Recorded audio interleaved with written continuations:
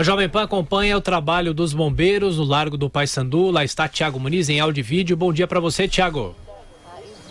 Bom dia, Thiago Berrache, bom dia a todos. Trabalhos que entram no 7º dia nesta segunda-feira. Ao longo do fim de semana, os bombeiros continuaram retirando o entulho dos escombros do edifício Wilton Paes de Almeida, que desabou no último dia 1º de maio após um incêndio. Ao longo do sábado e do domingo, os trabalhos foram um pouco mais acelerados porque a velocidade dos caminhões que saíam com os escombros daqui era mais rápida. Ao longo, com o trânsito mais livre, eles conseguiam ir e voltar com mais facilidade e o trabalho com o maquinário foi bastante intensificado ao longo do sábado e do domingo. No domingo, por volta das 5 da tarde, os bombeiros conseguiram recuperar os restos mortais, uma arcada dentária que, de acordo com a corporação, isso ainda vai ser checado com exames de DNA, mas a possibilidade muito grande de que seja da mesma pessoa cujo corpo foi encontrado na sexta-feira. O Ricardo Pinheiro,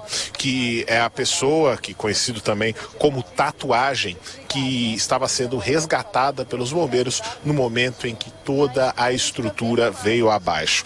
Desde que a reportagem da Jovem Pan chegou na manhã de hoje, nós não vimos ainda o trabalho com o uso do maquinário, que era a tônica do que nós tínhamos ao longo de toda a última semana. Depois, passadas as primeiras 48 horas, os bombeiros intensificaram muito mais o uso de maquinário. Neste momento, a gente ainda observa, aliás, é até impressionante essa visão de como ainda sai fumaça branca, aquela fumaça misturada com vapor d'água, ela ainda sai dos escombros. Até agora há pouco, os bombeiros ainda resfriavam esses escombros com o uso de mangueiras contra incêndio e esse trabalho tem sido realizado, ele depois recomeça, recomeça, esse escombro ainda está sendo resfriado. Como o material ele ficou muito compactado, os bombeiros ainda não conseguem dizer quantos pavimentos foram efetivamente escavados até agora. O prédio colapsou, caiu em cima da própria estrutura e com isso não se sabe ainda quantos andares foram escavados. A gente lembra que o edifício tinha 24 pavimentos superiores, 24 andares e mais 2 no subsolo. As buscas continuam até que seja removido material suficiente para ultrapassar o subsolo.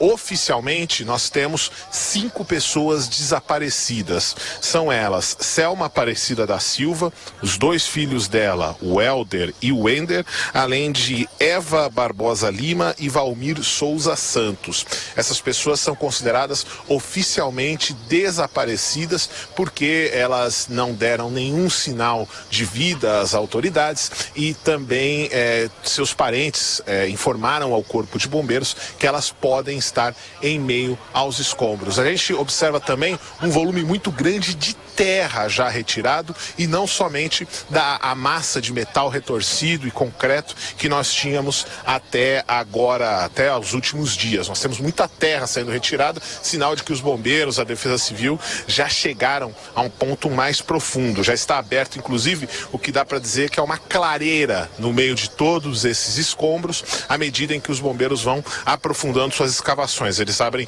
uma espécie de buraco em meio aos próprios escombros, vão tirando a terra, colocando a terra e o concreto nas bordas e é assim que esse trabalho tem se desenvolvido.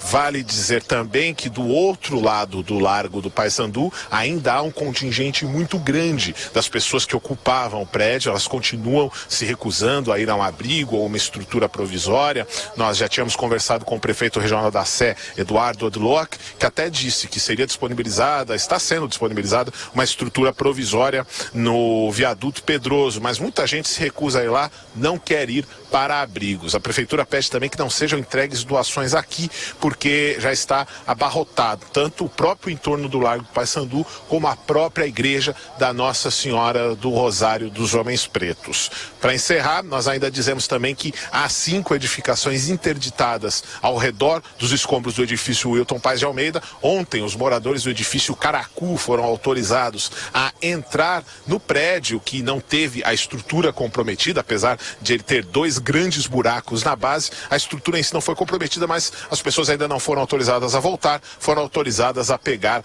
alguns itens pessoais, equipamentos, coisas que julgam necessárias, mas essas pessoas continuam desalojadas, continuam fora de casa. Esse é o quadro que a gente traz a partir do Largo do Paissandu, região central de São Paulo. Daqui nós voltamos aos estúdios. Até já, Tiago. Professor, sim, depois do acidente, a prefeitura disse que ia vistoriar pelo menos 70 prédios ocupados na região central. Tem que vistoriar mesmo. Já começou? Já começou. Já, né? Alguma coisa já começou.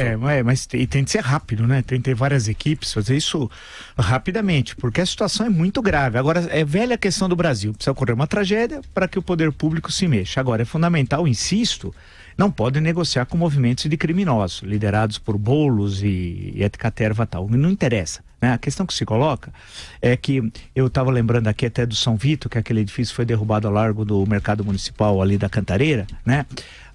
O Mercado Municipal, que foi projeto lá do Ramos de Azevedo e tal. O São Vito, que a gente passava ali na Avenida do Estado, dava medo, né? Que você olhava madeira no lugar de vidro, botijão de gás, era uma loucura, tudo. Mas o São Vito é um padrão acho que de excelência de segurança frente a esses prédios dessas invasões. Basta andar pelo centro de São Paulo, você tropeça nessas invasões. E quando não ocorre invasão, o proprietário, o que ele faz? Ele é obrigado, ele murar a porta. Então tem vários edifícios murados, porque ele sabe que o poder público não está nem aí. Murado com concreto. Com concreto. Porque não adianta pôr nem segurança. Então ele mura tudo aquilo, que é o único jeito dele manter a sua propriedade. Porque quem determina o que ele vai fazer com a propriedade não é ele que tem a propriedade, é o Guilherme Boulos. É inacreditável que hoje, volto a dizer, vai ser entrevistado no Roda Viva. Vera Magalhães. Pois é, a prefeitura, o governo do estado e a União passaram os últimos dias, né? Faz quase uma semana que o prédio caiu, tentando dizer o que fizeram a respeito deste prédio específico que desabou em São Paulo, o Wilton Paes de Barros. A prefeitura, no fim de semana, inclusive fez um trabalho para dizer que não participou do jogo de empurra de responsabilidades neste caso, que ela estava sim em negociações com as famílias para a retirada ali do prédio e que isso estava caminhando, que ela pediu à União que passasse a ela o imóvel, mas não obteve sucesso nessa negociação. O fato, Patrick, é que... Patrick, olha, eu de novo, Thiago, eu tô aqui te achando que... Não, é uma honra, não tem nenhum problema. Nos bastidores. O fato é que essas negociações andam devagar, há limitações para isso e há uma certa complacência, sim, com esses movimentos de sem-teto que cobram. Agora a gente viu, achacam as famílias, achacam, cobram um aluguel por algo que é invadido, não vamos falar em ocupação, vamos falar em invasão. E a prefeitura, o governo do estado e a União e também o Ministério Público são complacentes, lentos e insuficientes nas suas respostas para esse problema que é uma chaga social. E se perde na teoria. O professor Miguel Reale dizia: o perigoso é você construir uma tese e viver a teoria. E é isso que está acontecendo, porque o direito à moradia está na Declaração Universal dos Direitos do Homem de 48. Todo cidadão tem direito a uma casa, a um lar, etc. E essa é a teoria. Só que sem nenhuma estrutura, porque o Brasil não tem estrutura para nada. Então vai da valsa. Não é isso, professor? Não, direito, tudo em tese, que a sua afirmação está correta. Tá? Agora, a grande questão é que o Estado brasileiro não tem estrutura. Eu fiz a referência ao BNH, que foi criado, Banco Nacional de Habitação, logo após o acontecimento de 64, a primeira presidente era Sandra Cavalcante. A questão que se colocava à época houve até no dia 13 de março de 64, uma sexta-feira à noite, no comício da Central do Brasil, célebre comício, o João Goulart, o Jango, como era conhecido, assinou o decreto dos aluguéis, que é uma das maiores idiotices já feitas no Brasil. Mas ele fez várias idiotices, está no meu livro lá, Jango, um perfil. Esse decreto é feito pelo ministro da Justiça, Abelardo Jurema, que escreveu o decreto na boate Sachas de Copacabana, numa madrugada. É brincadeira, mas esse é o Brasil, né? Não vamos imaginar, né? Grande Abelardo Jurema. Aí, esse decreto é um absurdo. Quando se lê o decreto dos aluguéis, é fácil, eles encontram com relativa facilidade. Então havia uma pressão né? As cidades estavam crescendo rapidamente, deslocamento campo-cidade, né? Não havia imóveis suficientes para atender a pressão populacional. Aí veio o BNH e em um certo momento o BNH conseguiu ir bem. Já no final dos anos 80, com a crise econômica do regime militar, a coisa, melhor dizendo, já na primeira metade dos anos 80, com a crise do regime militar, a coisa se ficou bastante complicada. A grande questão com Minha Casa Minha Vida, esses programas de habitação mais popular, vamos chamar assim, todos foram um grande fracasso. Basta ver a qualidade da construção, tem casos que comprovam corrupção e tal. Como resolver esse problema? É de médio e longo prazo. Agora se resolve através da estrutura de Estado, ou as secretarias municipais da habitação, estaduais ou do governo federal, não dando a movimentos que se autoproclamam defensores daqueles que não têm teto, o papel de interlocutores. Eles não são interlocutores coisa alguma.